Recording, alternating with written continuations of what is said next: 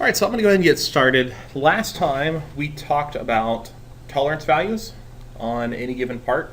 Again, the fact that we can't perfectly manufacture something, it's going to have some variance, but we have an allowable amount of variance, and that's where our tolerance comes in. We did a little bit of calculating for missed values. Today we're going to do some calculating, but today we're going to talk about multiple parts together. So instead of just looking at this part and it has a tolerance, why does it have that tolerance? It's got to fit with another part. And so we're going to take a look at what we call fits and allowances today. So the fit could be an amount of clearance or an amount of interference between mating parts. Keith, are you paying attention? Yes, I am. Thank you. Okay. So it could be clearance or interference. So depending on the situation, we either want moving parts or we want the like a press fit where they push together and they're not going to come apart.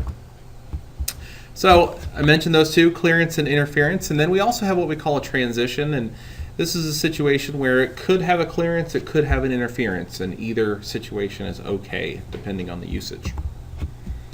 So the main example we'll keep using is a cylindrical shaft going into a hole here, and again, we've got tolerances on both parts now, and so we're going to take a look at how they fit together.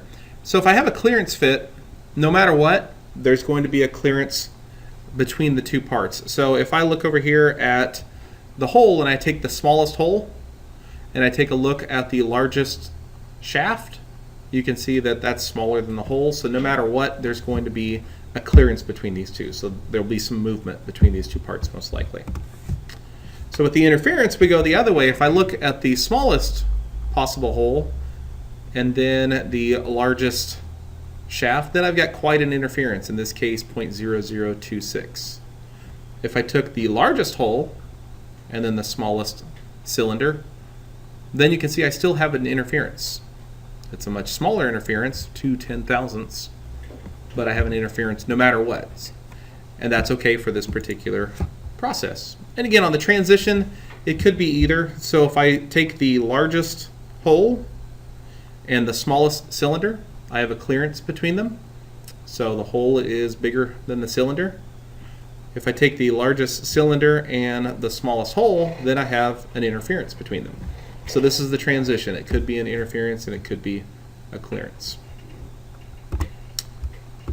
So the idea of allowance is the difference between the parts, and it's either going to be, in the case of a clearance situation, it's going to be the minimum clearance, the smallest amount that it could be different, or it's going to be the maximum interference, the most they can interfere. So minimum clearance, maximum interference, that's two things that you'll be calculating on the exercises today. So just think of it as, in either case, it's the tightest situation. So if it's an interference, it's the most interference. If it's a clearance, it's the closest those two parts are, so it's the smallest clearance possible. And we'll look at that another way here. Just a reminder, we talked about this last class period, but just the tolerance itself, what's the difference between the upper and the lower limits of these features? So one of the other big pieces of terminology in this section is MMC, or maximum material condition. And then we'll look at LMC in a little bit. And this will continue on when we get into geometric dimensioning and tolerancing. We talk about MMC a lot. So MMC, maximum material condition, is just what it sounds like. It's the most material. So if I've got an external shape, a rectangular shape, or looks like this would be a rectangular shape since I don't have a diameter here, it's just going to be the largest value. That's pretty straightforward, right?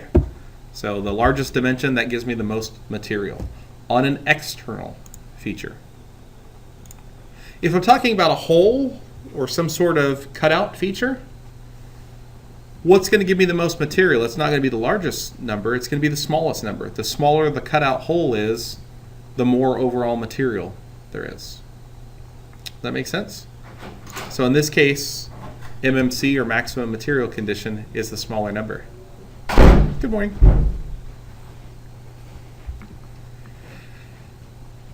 So once we have the MMCs, we can look at the least material condition, which is obviously going to be the opposite. So if I want the least material on an external feature, then that's going to be the smallest dimension.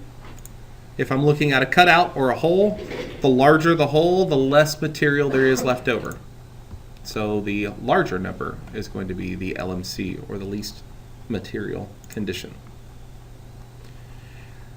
So if I want to calculate minimum clearance, I'm basically going to take the MMC of each feature. So the maximum material of the cylinder, the largest, the maximum material of the feature with the hole, which means the smallest hole. So if I take the smallest hole minus the largest cylinder, that gives me my minimum clearance of 0.0020. So that's minimum. It can go up, right? So if I have this large hole and the smaller cylinder, then it looks like I'd have a difference of 0.0060, if my math on the fly is correct. But the minimum clearance between those things would be 2 thousandths. If I have an interference, again, I'm still taking the MMC of both. So I'm still taking the largest cylinder, or whatever the feature is that's going into the other one. And then I'm still taking the MMC, or the smallest hole. And so in this case, the difference between those two is 0.0026. And so my maximum interference is 0.0026. And again, it can interfere more depending on the sizes of the shape. Or excuse me, it can interfere less. But that's the most that they're going to interfere. Again, the closest situation between the two features.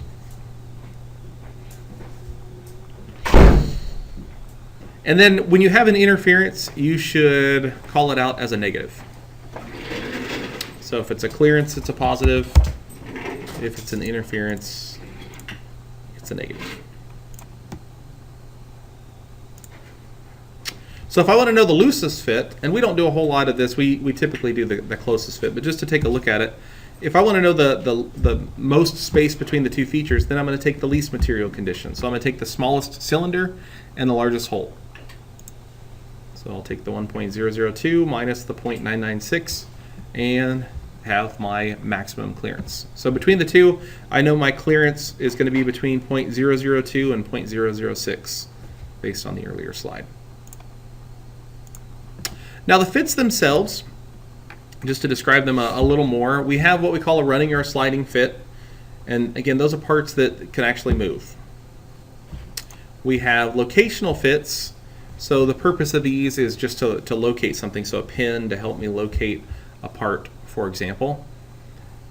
And then drive and force fits, these typically are interference and, for example, putting a bushing into another part. We don't really glue it or use any way to stick it in there. It's just enough of an interference that when we press it in with a press, it's not going anywhere. So we have several types of fits in each category. So there's locational clearance, pretty self-explanatory. There'll be some clearance between them. Transition, again, there'll be possibly a clearance, possibly a little interference or interference there.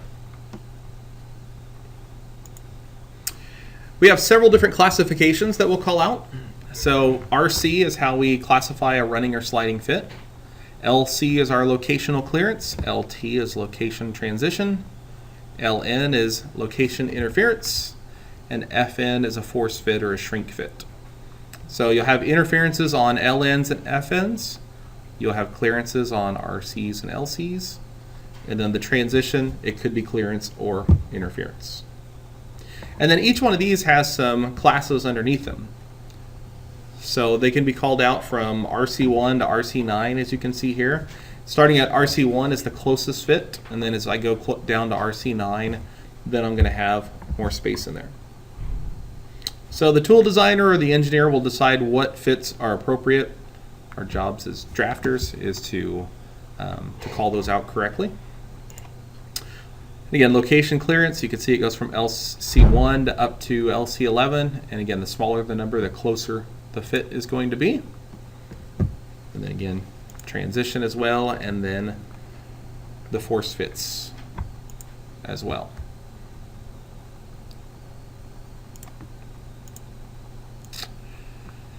So when we're calculating these out, and we'll do these manually in just a moment, but when you have the hole, you have the dimensions for the hole, the basic size of the hole will be our design size. So if we have a diameter of 1, and the design size is 1.0000, and then that's going to be our MMC. So that's going to be the smallest hole. Remember, when we're talking about a hole, the MMC is the smaller hole. So when we start, you're given a value of the hole shape. That's the smallest value of the hole. And then we'll get a tolerance value, and we'll add to that to get the larger size of the hole. So we'll start out with the main size of the hole. And then, again, we'll get a tolerance, and then we'll add that tolerance to the upper side. So I'll have a larger value there. Then I need to figure out what the either maximum interference or a minimum clearance is going to be between the two. So once I have that value, then I can find the upper limit of the shaft. So in this example, if my maximum interference slash minimum clearance is 0, then that means the let's see, they didn't give me a good example here. So that one's going to be, okay, so this one has an allowance, or it's a clearance, so it has a minimum clearance of 0.002. It wasn't called out very well, but so I have a minimum clearance of 0.002. Using our tables, that's where we'll find this value. So that's not just pulled out of the air. It's based on the type of fit that we have. We have a minimum clearance of 0.002.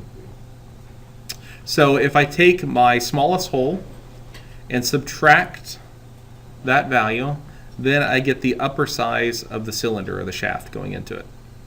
Then I apply a tolerance value to it to find where the lower value is. So just a quick example. So I have a diameter 0.75. I determine the fit. I look up the tables, and then it's going to give me the values. Rather than go through this, I'm going to actually do it with you. So let me switch gears here and switch over to my camera. And again, if you haven't already, we'll be consulting your books on page 827 in just a couple of minutes. And then I passed out, for those of you that came in late, I passed out 2 sheets that are assignments that you're going to do and turn in, and then 2 sheets that say practice at the bottom that we're going to do together right now. So let's start with this one, because this one doesn't require that you look anything up in a table. Oh, wait, yes it does. I forgot. It does have the fits on here. So we will consult our tables on this one. So let's start with the first one. So there's a little cylindrical feature going into this bushing. So it's talking about features A and B. Here's A and B. The nominal size is 7/8, so the design size is 0.875 as the decimal, 0.8750. We're going to do everything to 4 decimal places because a lot of our values coming from the table are going to be to 4 decimal places. So we'll call everything out at 4 decimal places. The type of fit is an RC7. So if we consult the book here, on page 827, RCs are running fits or sliding fits. And remember, starting at 1, they're closer, and then they get further apart as we go down. So if you look just at the values, look at this minimum clearance value right here. See how the RC1 has a very small minimum clearance value? But then as we get to the RC7, for example, that we're working with, that minimum clearance value is larger. The other thing that we need to talk about is these values. It says down here, these values are in 1/1000th of an inch. So I'll just pick a value here real quick. 0.4. So remember, thousandths of an inch is 3 decimal places. So if it's telling me that it is 0.4, it's actually saying it's 0.0004.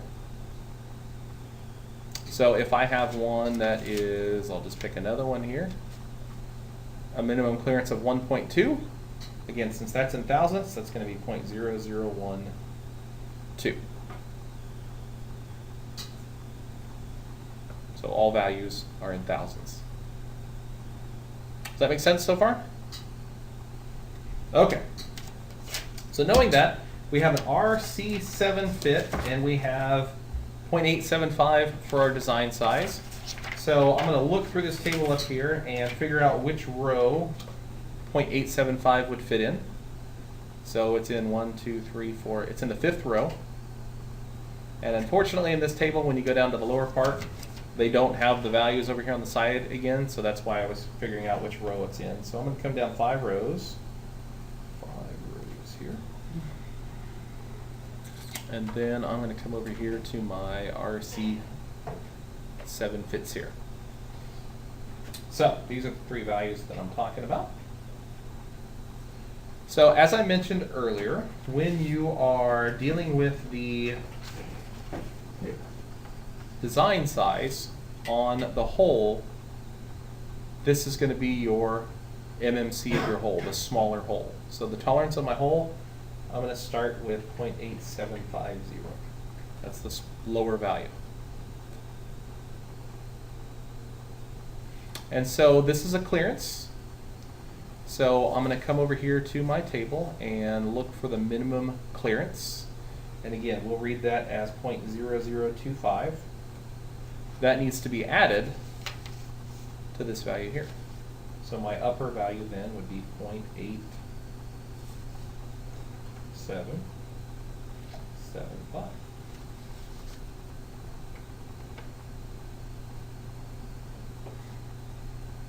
So again, design size is going to be the smaller hole, and then we add to that the tolerance value for the minimum clearance. Oh, you know what? I goofed that up. I totally goofed that up. What's wrong with me? I'm sorry. I should have applied the hole tolerance to that, because we're talking just about the hole. Scratch that. Back up here. I'll show these as decimals too. My mistake. So this value is when we're calculating the difference between the shaft and the cylinder. Totally, or you have the shaft and the hole. Totally goofed that up. So let's rewind that. Sorry about that. Hole tolerance. This is the value I should have added. I goofed. So it should be 0.8770. Fortunately, we'll have many more times to do this, so I can redeem myself. So again, the design size, that's the lower size of the hole. We add to that the hole tolerance. Should make sense. I just goofed. Sorry. The allowance is this value in between. So in this case, it's 0.0025. It's positive because it's a clearance. So what that means then, that's my minimum clearance. So if I take the smallest hole, so let's sketch, oh, actually I got it up here. So this would be, the hole is 0.8770, 0.8750. So the smallest hole minus that clearance value is going to give me the largest cylinder. So 0.8750 minus 0.0025 gives me 0.8725. So that's going to be the upper value of the cylinder. And then the lower value, it tells me I need to subtract 0.0012. So that would be 0.8713. So let's talk about this for just a moment. If I had the smallest hole, the largest cylinder, the difference between those two is my allowance, my minimum clearance of 0.0025. If I had the largest hole and the smallest shaft, then I'm just going to have that much more of a clearance. Looks like it'd be 0.0057 between those two. So my clearance can range anywhere from 0.0025 to 0.0057. Still a good part. But it will not get any closer to each other than the 0.0025. Let's do another one. So this time we're going to take this bushing and we're going to put it into this part over here. And so it's an LN fit, which means that it is a transition. Or I'm sorry, it's an interference. LT is my transition. So it's an interference because we've got bushings, and typically that's what you have. You're pushing the bushing in so it doesn't move. We have a size of 1.25. So I'm going to find the appropriate row there. And then we have an LN2 fit. So our values that we're dealing with are here. And then again, I'll just display those as the decimals for you.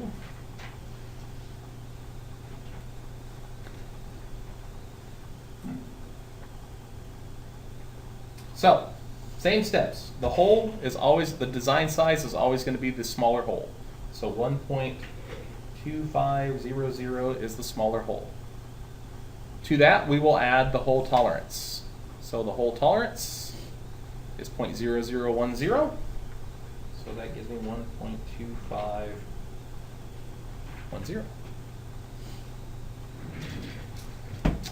Now, this is an interference fit. So when I come over here to the maximum interference, I'm still going to start with the MMC, which is the smaller hole. But I'm not going to subtract this value, I'm going to add it because it's an interference. So the largest cylinder then, or shaft, would be 1.2516. So the smallest hole plus the allowance between them, and I could put that in at the bottom value here as well. That will give me the maximum interference between these two. Then I can see my shaft tolerance. Again, it's a minus, so I'm going to go and subtract that, which is going to give me 1.2510. I should also show my allowance as negative since it is an interference. So again, let's talk about that for just a moment. We've got the smallest hole, the largest cylinder, they interfere 0.0016. If I take the largest hole and the smallest cylinder, they're actually the same size. So they don't interfere. So that's my maximum interference, and it can go all the way down to just 0 for my minimum. So number one mistake on these assignments is subtracting when you should be adding and adding when you should be subtracting. So if it's a clearance, then you're going to subtract. If it's an interference, then you've got to add that value back in to make an interference. So let's go to the third one here, RC3. So we're going to have a sliding fit. The tolerance should be tighter than that RC7 that we had earlier. Our decimal is 1.375, so we'll find the appropriate row there. So RC3, and here are our values, so 0.0010, 0.0010, 0.0006. So once more, I've got, just to take a look up here, I talk about cylinders and holes, but it could be rectangular features going into rectangular features. So if we talk about the hole or the opening E, again, the design size is going to be the smaller value. So 1.3750 is the smaller hole or opening, if you will. Then we'll consult this one for our hole tolerance, which we'll add 0.0010. That gives me 1.3760. So we're back to doing clearances.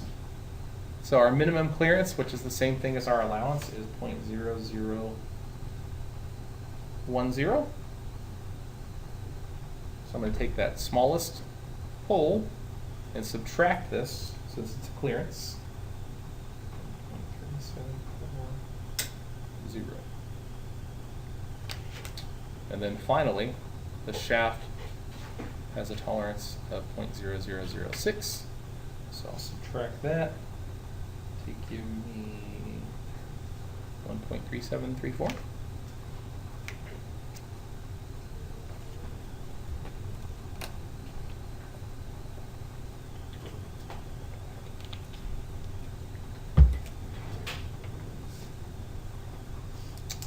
Was it making sense?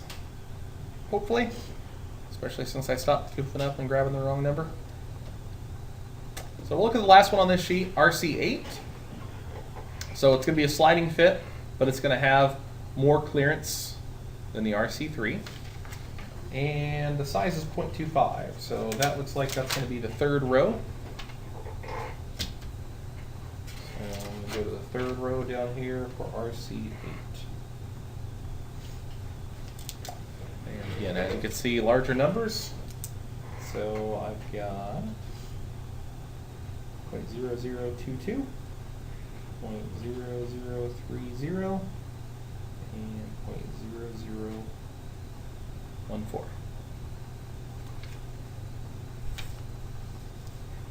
So once more, design size is the smaller hole, so we start with a 0.2500. Add to that the hole tolerance, 0.0022. Give me a top value of 0.2522. It's a clearance, so I'll take the smallest hole and subtract the clearance value from it, 0.0030, so that gives me 0.2470.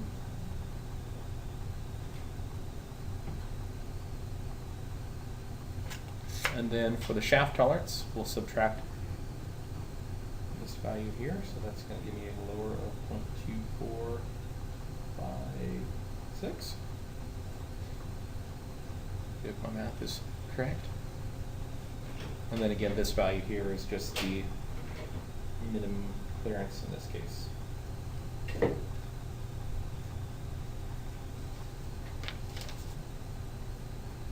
I encourage you to save this and use it to look back on it. We'll do some quizzes and exams and stuff using this. So maybe, especially if you did any calculations, this could help you out. Any questions that you want to ask now about this? If you have it, if you want to wait until you can call me around individually, that's cool too. Let's look at the other practice sheet. So similar stuff, just more practice here. So we've got an RC3 precision sliding fit. We've got a cylinder and a hole. We've got a design size of 2.25. So that's going to be our lower hole size. So down here on the hole, which is B, we're going to go 2.25 and go ahead and go 4 decimal places because we know that's what we're going to end up at anyways. So RC3 on a diameter of 2.25. So looks like that's going to be that one over there.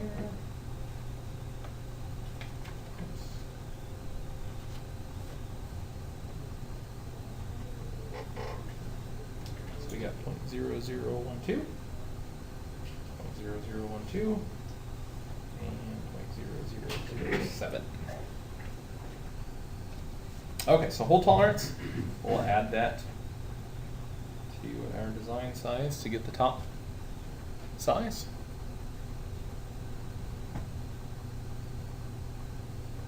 It's a clearance fit, so we're going to take this smaller hole and subtract the allowance or the minimum clearance from that. So 2.25 minus 0.0012 should give me an upper value of 2.2488, if my math is correct. And then the shaft tolerance, 0.0007, will subtract from that, giving me a lower value of 2.2481.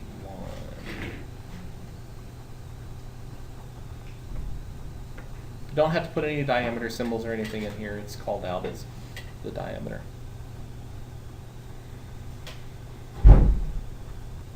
So let's look at the next one here. So this one's actually 2 exercises in one. So first, cylinder E going into hole F. We've got a diameter of 1, and we've got a locational clearance of LC1. So we'll find our LCs. LC1 for a diameter of 1. Should be all of that category right there. 0.00050, 0.0004. Okay, so again, design size, that's going to be the smaller hole. So for F, the lower is 1.000. The upper is our hole tolerance, 5/10,000, so 1.0005. And then our minimum clearance between the two is 0. So that means the largest cylinder is the same size as the smallest hole. So the upper size of the cylinder is 1.000. Minus our shaft tolerance, 0.9996. So it's going to be a clearance no matter what. The minimum clearance is 0. They're the same exact size.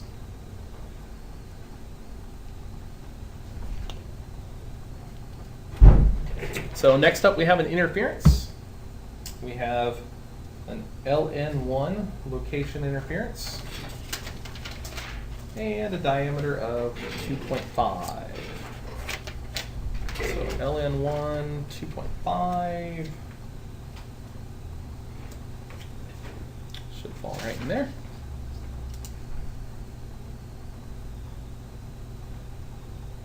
So we got 0.0007, 0.0013, 0.0005. So once more, design size 2.5, that's the smaller hole. So for K down here, I'll start with a 2.2500. Add to that the hole tolerance of 0.0007. So as you can see, it's a lot of doing the same things over and over. Once you get the feel for it, then you just kind of repeat. But again, the big thing is remembering the difference between clearance and interference. In this case, I have an interference. Yes, Caitlin, did I goof? Isn't the whole 2.5 not 2.25?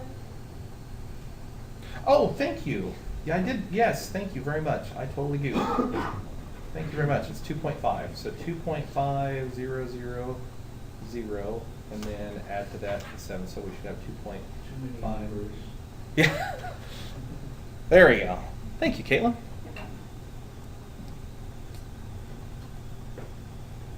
Okay, so again, we're going to have an interference on this one. So this maximum interference we're going to add to the smaller hole to get our upper value of 2.5013. And then we will subtract our shaft tolerance of 5/10,000, so that would give me a lower value of 2.25008. So again, just running the numbers, we're going to have an interference no matter what. If I have the smallest hole, the largest cylinder, that interference is going to be 0.0013. If I have the largest hole, the smallest cylinder, then it's going to have an interference of 1/10,000. So it's interference no matter what. But again, we have a maximum of the 0.0013. Let's do one more together. We've got a force fit, which is another type of interference fit. So FN1 and a diameter of 0.5. So we'll come down here to the appropriate row. So FN1, 0.5. So again, our values are 0.0004, 0.0008. You don't have to write all these out, but if it helps you, feel free. 0.0003. Okay, so design size, 0.5. That's my smaller hole. 0.5000. Add to that the hole tolerance of 4/10,000, so that would be 0.5004.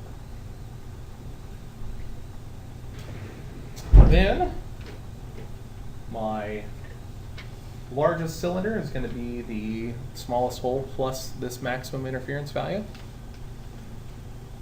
5008. And then the shaft tolerance, subtract that, so 0.5005.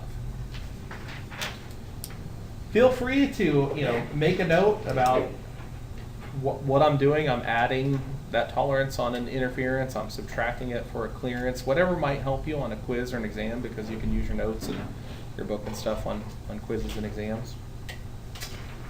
So, with all of that said and done, the two assignments, again, these come from Chapter 8, starting with this one, 112.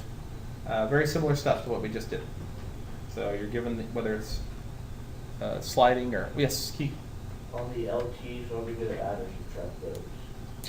That is a good question. Fantastic question.